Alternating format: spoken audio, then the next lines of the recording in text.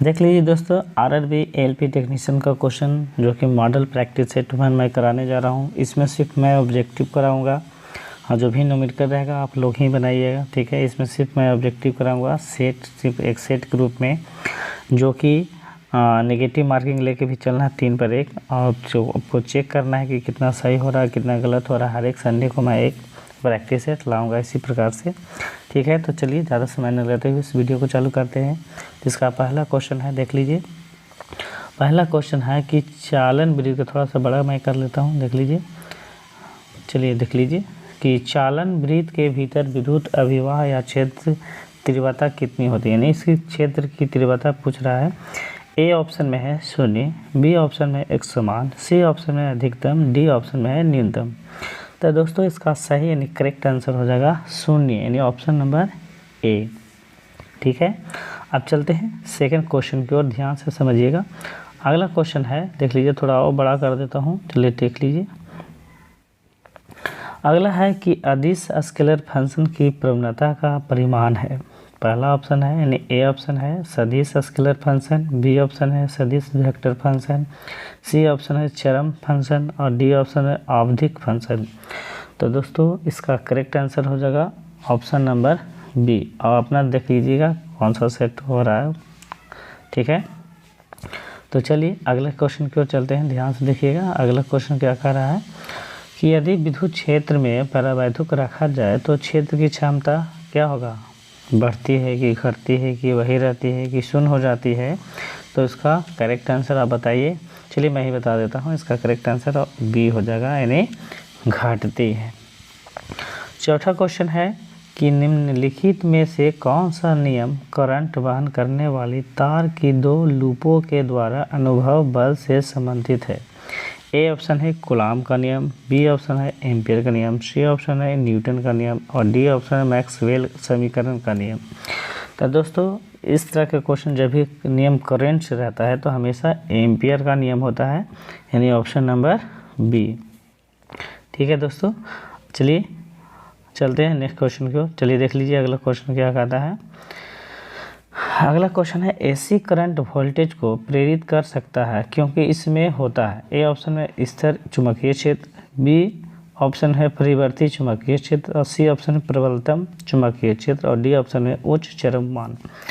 तो दोस्तों इसका करेक्ट आंसर क्या होगा, तो इसमें हमेशा होगा परिवर्ती चुंबकीय क्षेत्र, यानी ऑप्शन नंबर बी। आपको सिर्फ सेट लगाना है और चेक करना है कि कितना सही हो रहा है और कितना गलत हो रहा है, ठीक है। तो क्वेश्चन नंबर 6 की ओर देख लीजिए कि आर्मेचर प्रतिक्रिया किसके द्वारा स्थापित चुंबकीय क्षेत्र का प्रभाव है। ए ऑप्शन है क्षेत्र करंट, बी ऑप्शन है आर्मेचर करंट, सी ऑप्शन है फर्श विद्युत वाहक बल और डी ऑप्शन है काउंटर टॉर्क, ठीक है। तो इसका सही करेक्ट आंसर क्या हो जाएगा, तो ये हो जाएगा आर्मेचर करंट हो जाएगा, ठीक है। अब अपना देख लीजिएगा, ठीक है। चलिए देख लीजिए नेक्स्ट क्वेश्चन। अगला क्वेश्चन है, देख लीजिए ध्यान से कि डीसी मोटर की गति किसमें परिवर्तन से परिवर्तित हो सकती है। ए ऑप्शन है क्षेत्र करंट, बी ऑप्शन है आपूर्ति वोल्टेज, सी ऑप्शन है आर्मेचर प्रतिरोध, डी ऑप्शन है इनमें से कोई नहीं। तो दोस्तों डीसी मोटर की गति हमेशा जो परिवर्तित जो होता है ना, वो हमेशा इनमें से किसी में नहीं होता है, यानी ऑप्शन नंबर डी हो जाएगा, ठीक है। समझ में आ रहा होगा आपको। चलिए क्वेश्चन नंबर नेक्स्ट की ओर चलते हैं। डीसी शंट जनरेटर, ये शंट जनरेटर ध्यान रखिएगा का क्रांतिक प्रतिरोध किसका प्रतिरोध है, मैंने कहा डीसी शंट जनरेटर का क्रांतिक प्रतिरोध मैंने किसका प्रतिरोध है, ये पूछ रहा है। ए ऑप्शन है क्षेत्र का, बी ऑप्शन है ब्रश का यानी ब्रश का और सी ऑप्शन है आर्मेचर का, डी ऑप्शन है प्रतिपूरक ध्रुव का, ठीक है। तो देखो जैसे डीसी शंट जनरेटर का क्रांतिक प्रतिरोध हमेशा क्षेत्र का प्रतिरोध होता है, इसलिए ऑप्शन नंबर ए हो जाएगा करेक्ट, ठीक है। कोई दिक्कत नहीं ना। अब क्वेश्चन नेक्स्ट क्वेश्चन देख लीजिए क्या कहता है। नेक्स्ट क्वेश्चन थोड़ा ज़्यादा नहीं, थोड़ा सा बढ़ा देता हूँ। चलिए देख लीजिए, इतना में तो समझ ही जाइएगा, है ना। चलिए इधर कर देता हूँ आप लोगों को समझ में ज़्यादा आ जाएगा। चलिए देख लीजिए, अगला क्वेश्चन है कि सीवन वर्ण जांच पद्धति में डीसी मीटर प्रति कूलम किस रूप में चलती है। ए ऑप्शन में है शून्य लोड पर मोटर, बी ऑप्शन में है निर्धारित लोड पर प्रयुक्त ब्रेड लोड के साथ मोटर, और सी ऑप्शन में शून्य लोड पर जुड़ा जनरेटर, और डी ऑप्शन में निर्धारित लोड पर जुड़ा जनरेटर। तो दोस्तों इसका करेक्ट आंसर शून्य लोड पर मोटर हो जाएगा, यानी ऑप्शन नंबर ए हो जाएगा।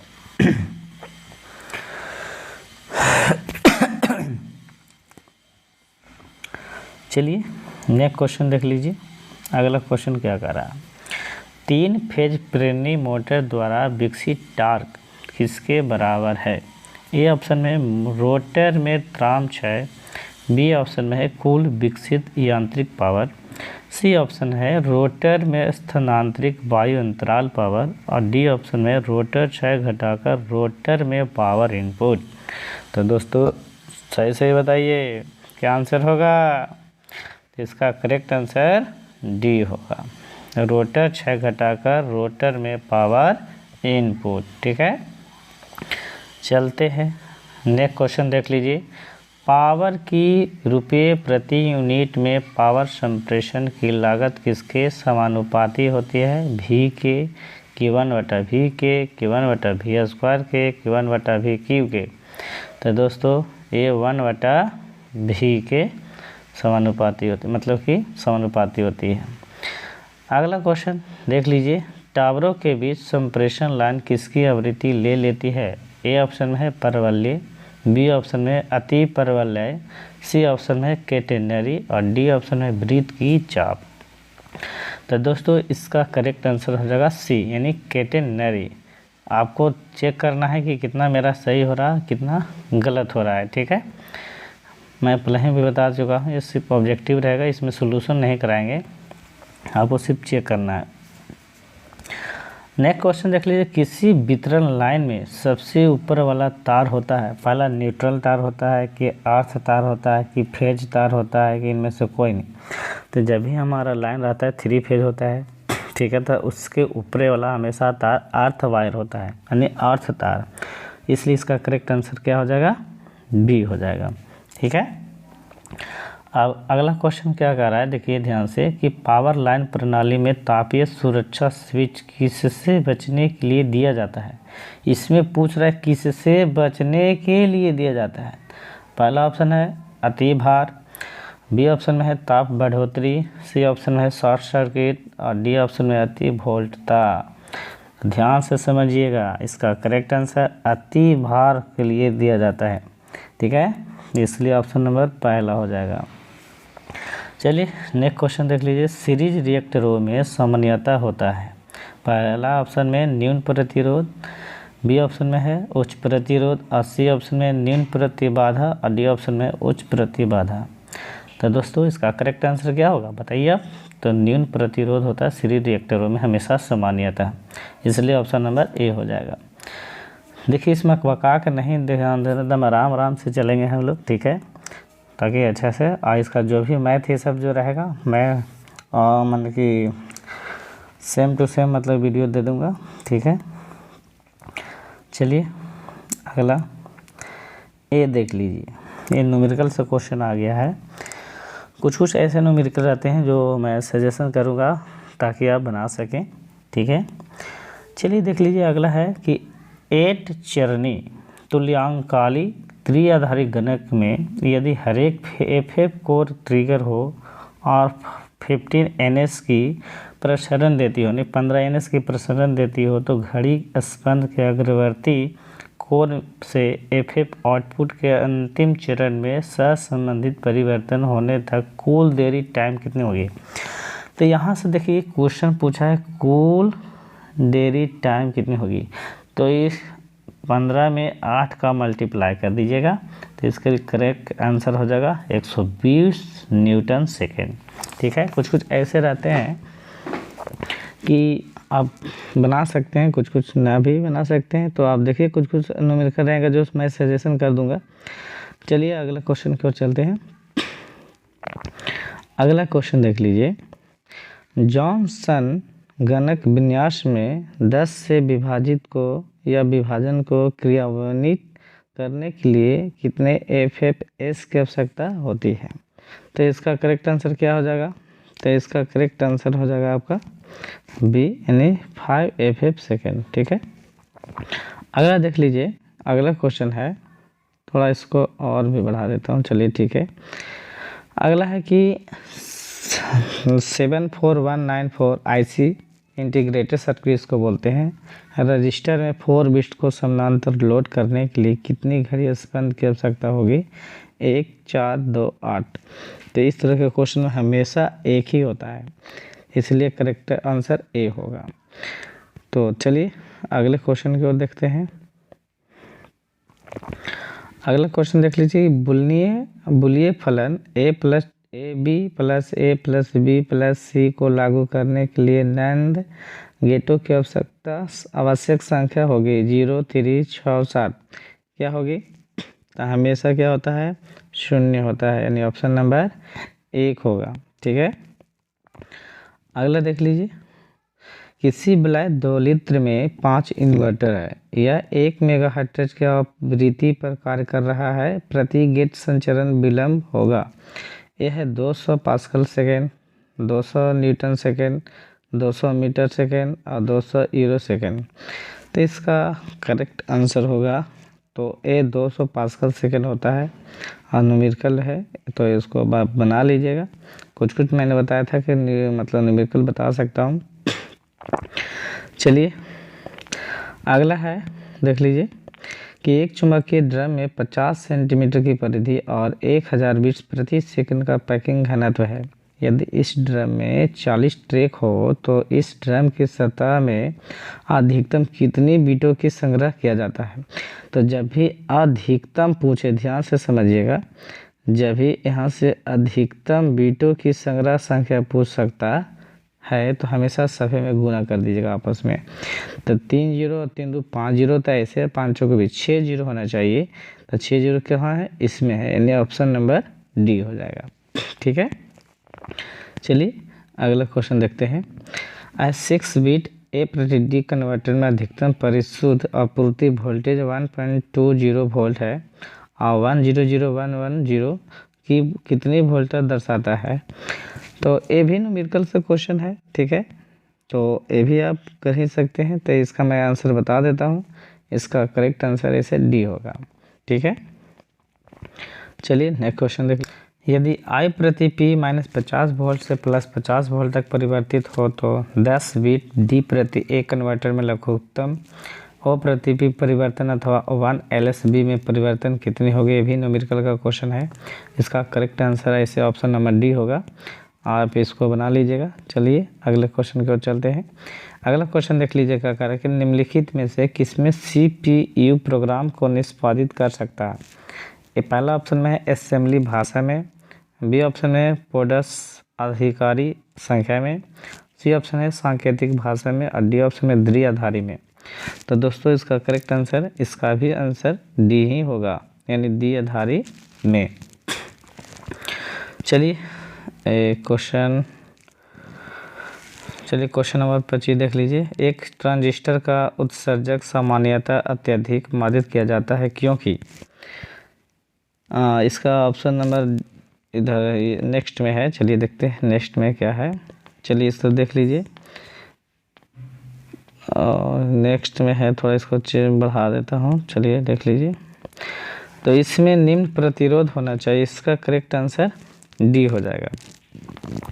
अगला क्वेश्चन है कि संग्राही पक्ष D6 वायस में मामूली बढ़ोतरी से क्या होता है? पहला, संग्राही करंट में काफ़ी बढ़ोतरी होगी, बी ऑप्शन में उत्सर्जक करंट में काफ़ी बढ़ोतरी होगी, सी ऑप्शन में संग्राही करंट में काफ़ी कमी होगी, डी ऑप्शन में संग्राही प्रतिलोम संतृप्त करंट में काफ़ी कम परिवर्तन होगा।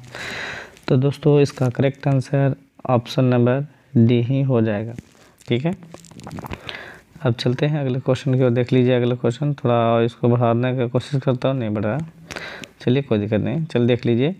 दिए गए ट्रांजिस्टर का AB जंक्शन अग्रवर्ती वायस है और इसका CB जंक्शन पश्चदिक वायस है। यदि अधिक आधार करंट में वृद्धि की जाए तो इसका IC घटेगा कि VC बढ़ेगा, कि IC बढ़ेगा कि VCC बढ़ेगा। दोस्तों ये इंटर लेवल का क्वेश्चन है, तो ऐसे में इसका आंसर बता रहा हूँ, आप खाली चेक कीजिए कि इसका मतलब कि कितना सही हो रहा है कितना नहीं। तो ये IC बढ़ेगा, उसका C ऑप्शन करेक्ट हो जाएगा। ठीक है, चलिए अगला क्वेश्चन देख लीजिए। अगला क्वेश्चन है कि NPN ट्रांजिस्टर प्रवर्धक के संतृप्त क्षेत्र में परिचालन बिंदु का चयन नहीं किया जाना चाहिए क्योंकि पहला ऑप्शन है इनमें ट्रांजिस्टर में तापीय स्खलन उत्पन्न हो सकता है, और बी ऑप्शन में O प्रति P को I प्रति P संकेत के निगेटिव अर्थ में काट सकता है, और सी ऑप्शन है यह O प्रति P को I प्रति P संकेत के पॉजिटिव अर्थ में काट सकता है। तो करेक्ट आंसर तो ऐसे यही होगा सी। डी ऑप्शन में देख लेते हैं, इसे उच्च DC संग्राहक आपूर्ति की आवश्यकता हो सकती है, नहीं, इसका करेक्ट आंसर सी हो जाएगा। ठीक है, चलिए अगला क्वेश्चन की ओर देख चलते हैं। अगला कि H पैरामीटरों को संकर कहा जाता है क्योंकि पहला ऑप्शन है विभिन्न संप्रतीक से प्राप्त किए जाते हैं, बी ऑप्शन में अन्य पैरामीटरों के साथ मिश्रित किए जाते हैं, सी ऑप्शन में काले बॉक्स में मौजूद सर्किट पर लागू होते हैं, डी ऑप्शन में खुले या शॉर्ट सर्किट टर्मिनेशन दोनों का उपयोग करते हुए परिभाषित किए जाते हैं। तो दोस्तों इसका करेक्ट आंसर डी आंसर हो जाएगा। ठीक है, अब अगला क्वेश्चन देख लेते हैं, नेक्स्ट क्वेश्चन की ओर देख लेते हैं। अगला है कि HIE का विशिष्ट मान कितना होता है। पहला ऑप्शन है 1K, बी ऑप्शन में है 25K, सी ऑप्शन में 50K और डी ऑप्शन में 100K। तो दोस्तों इसका करेक्ट आंसर 1K होना चाहिए, क्या होगा 1K। ठीक है,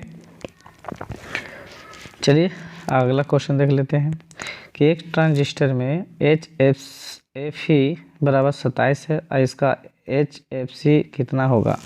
पहला ऑप्शन है -27, बी ऑप्शन है -0.96, सी ऑप्शन है 0.96 और डी ऑप्शन है -28। तो इसका भी करेक्ट आंसर डी ही होगा, अधिकतर का करेक्ट आंसर डी ही आ रहा है। चलिए नेक्स्ट क्वेश्चन की ओर देख लेते हैं। अगला है कि FET किस पर परिचालित होता है।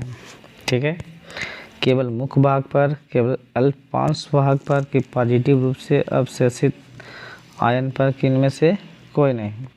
ठीक है,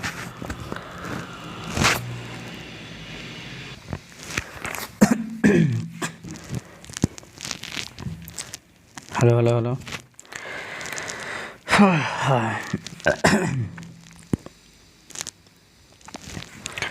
अगला क्वेश्चन देख लीजिए। FET किस पर परिचालित होता है, केवल मुख्य भाग पर, केवल अल्पपांश भाग पर, कि पॉजिटिव रूप से अवशोषित आयन पर, कि इनमें से कोई नहीं।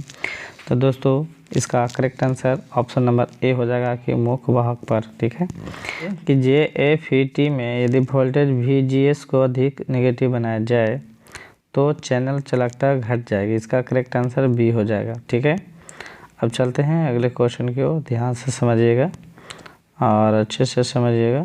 ठीक है, चलिए देख लीजिए।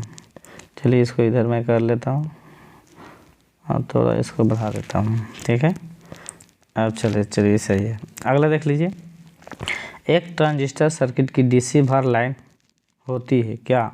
पहला ऑप्शन है I प्रति P संप्रतीक पर रेखा, बी ऑप्शन है O प्रति P संपरीत पर रेखा, और सी ऑप्शन है Q बिंदु के साथ ऊपर या नीचे से सरकती है, और डी ऑप्शन है इनमें से कोई नहीं। तो इसका करेक्ट आंसर हो जाएगा यानी ऑप्शन नंबर बी। क्वेश्चन देख लीजिए। एक प्रवर्धक में 300 का वोल्टेज गेन होता है, यदि O प्रति P 3 वोल्ट हो तो I प्रति P वोल्टेज कितना होना चाहिए। पहला ऑप्शन है 900 वोल्ट, बी ऑप्शन में है 300 वोल्ट, सी ऑप्शन में 10 मेगा वोल्ट और डी ऑप्शन में 1/900 वोल्ट। तो इसका करेक्ट आंसर ए हो जाएगा। ठीक है, ये भी न्यूमेरिकल का क्वेश्चन है, बना लीजिएगा। चलिए अगले क्वेश्चन की ओर चलते हैं। अगला क्वेश्चन है RC युग्मक प्रवर्धन में निम्नलिखित में से कौन सा घटक संकेत के हार्मोनिक विरूपण के लिए मुख्यतः उत्तरदायी है। पहला ऑप्शन है युग्मन कैपेसिटर, बी ऑप्शन में है वॉइस प्रतिरोधक और सी ऑप्शन है ट्रांजिस्टर और डी ऑप्शन में पावर सप्लाई। तो दोस्तों इसका करेक्ट आंसर हो जाएगा ऑप्शन नंबर सी यानी ट्रांजिस्टर। ठीक है, चलिए अब नेक्स्ट क्वेश्चन देख लीजिए। अगला क्वेश्चन है कि डार्लिंग युग में निम्नलिखित में से कौन से डार्लिंगटन युग में निम्नलिखित में से कौन से 2 चरण होते हैं। पहला ऑप्शन में सी व सी बी ऑप्शन में सी या सी ऑप्शन में सी दोनों और डी ऑप्शन में सी दोनों। ठीक है, तो दोस्तों इसका करेक्ट आंसर डी होगा, यानी सी दोनों में। अब नेक्स्ट क्वेश्चन देख लीजिए। अगला कि कोई बल नहीं उत्पन्न होता जब पहला ऑप्शन में 2 समानांतर तारों में एक ही दिशा में धारा प्रवाहित होती है और बी ऑप्शन में 2 समानांतर तारों में विपरीत दिशाओं में धारा प्रवाहित होती है और सी ऑप्शन में धनावेश एक चुंबक के ध्रुवों के बीच में ऊर्ध्व गति करता है और डी ऑप्शन में धनावेश धारावाही सोलेनॉइड के अक्ष के सहारे गति करता है। तो दोस्तों ध्यान से समझिएगा, तो इसका करेक्ट आंसर क्या होगा, ऑप्शन नंबर डी हो जाएगा। ठीक है, चलते अगर नेक्स्ट क्वेश्चन को। लेकिन अगर हमारे वीडियो को अगर पसंद आता है तो चैनल को लाइक और सब्सक्राइब कीजिए और शेयर कीजिए, ताकि मैं इसी प्रकार से हर एक संडे को मैं सेट लाता रहूँगा। और जो भी मैथ का कुछ क्वेश्चन होंगे जो हम यूट्यूब पर मतलब अपने चैनल के माध्यम से ही इसको सोल्यूशन करा दूँगा, करने का मतलब ये है। ठीक है, चलिए अगला क्वेश्चन, निम्नलिखित में से प्रवर्धक की किस श्रेणी में विरूपण की अधिकतम मात्रा होगी। पहला है श्रेणी ए, बी ऑप्शन में श्रेणी बी, सी ऑप्शन में श्रेणी सी, डी ऑप्शन में श्रेणी ए बी। तो इसका करेक्ट आंसर हो जाएगा श्रेणी सी, यानी ऑप्शन नंबर सी। चलिए अगला क्वेश्चन देख लीजिए कि आरएफ पर हम प्रयुक्त करते हैं। पहला ऑप्शन आर सी युग्मन, दूसरा ऑप्शन है प्रतिबाधा युग्मन और सी ऑप्शन है ट्यूनिक सर्किट और डी ऑप्शन है इनमें से कोई नहीं। तो दोस्तों इसका करेक्ट आंसर हो जाएगा ऑप्शन नंबर बी, प्रतिबाधा युग्मन। अगला क्वेश्चन है, ध्यान से देखिएगा कि जर्मेनियम में कितनी संयोजकता होती है। पहला 3, दूसरा 4, सी 5 और डी 6 में। तो याद रखिएगा दोस्तों कि जर्मेनियम में हमेशा 4 संयोजकता होती है। अभी भी एक क्वेश्चन है। ठीक है, अगला क्वेश्चन देख लीजिए क्या कहता है। तापमान के बढ़ने के साथ परमाणुओं का औसत वेग पहला ऑप्शन में घटता है, दूसरा ऑप्शन में बढ़ता है, तीसरा ऑप्शन में पहले बढ़ता है बाद में घटता है और डी ऑप्शन में पहले घटता है बाद में बढ़ता है। तो दोस्तों इसका करेक्ट आंसर हो जाएगा बढ़ता है। ठीक है, यानी ऑप्शन नंबर बी। क्वेश्चन इसको बढ़ा नहीं बढ़ेगा। 10 ओम प्रतिरोध तथा 10 हाइड्रोजन प्रेरक तत्व के इस परिपथ में दृष्टि धारा प्रवाहित की जाती है, परिपथ प्रतिबाधा क्या होगी। ये भी न्यूमेरिकल का क्वेश्चन है, मैं सिर्फ आंसर बता देता हूँ, आप इसको कर लीजिएगा। तो इसका करेक्ट आंसर ए हो जाएगा। ठीक है, और दूसरा ऑप्शन में है दूसरा क्वेश्चन है कि अल्फा कण, बीटा कण तथा गामा किरणें में से प्रत्येक की ऊर्जा 5 मेगावोल्ट है, वेधन क्षमता के बढ़ते क्रम में यह विकिरण होगा। तो इसका करेक्ट आंसर ए होगा। लेकिन ऐसे देखा जाए तो गामा किरणें की वेधन क्षमता सबसे अधिक होती है, तो उस हिसाब से ऑप्शन नंबर सी हो सकता है। तो ये दोनों अपना देख लीजिएगा। चलिए अगला क्वेश्चन को चलते हैं। अगला क्वेश्चन है कि किसी परमाणु का सबसे हल्का कण कौन सा है। पहला ऑप्शन न्यूट्रॉन, बी ऑप्शन में प्रोटॉन, सी ऑप्शन में इलेक्ट्रॉन और डी ऑप्शन में इनमें से कोई नहीं। तो दोस्तों इसका करेक्ट आंसर इलेक्ट्रॉन होगा, यानी ऑप्शन नंबर सी। तो दोस्तों हमारा वीडियो कैसा लगा, हमारे इस चैनल मंडोला क्लासेस को लाइक और सब्सक्राइब कीजिए और कृपया हमारे मंडोला क्लासेस यानी फेसबुक पेज को भी फॉलो कर लीजिएगा, ताकि मैं वहाँ भी समय समय से वीडियो डालता रहता हूँ, इसलिए देख लीजिएगा। Thank you.